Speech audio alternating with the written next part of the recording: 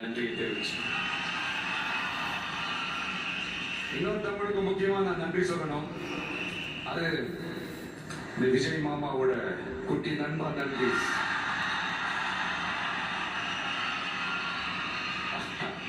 அவங்களாலதான் இது நடந்திருக்கு. உங்களுக்கு எப்படி நன்றி கடன் செய்யணும்? உங்களுக்காக உங்க ஃபியூச்சரை மைண்ட்ல வச்சுக்கிட்டு எல்லா நல்ல விஷயங்களையும் உங்களுக்காக இந்த விஜய் மாமா செஞ்சு கொடுப்பான். கான்பிடண்டா இருங்க. அதே மாதிரி இன்னொருத்தவங்களுக்கும் நான் முக்கியமா நன்றி சொல்லணும். உங்களை எப்படி நான் மறப்பேன்? நீங்க தான் என்னோட உயிராச்சு. தமிழக வெற்றி கழக தோழர்களே,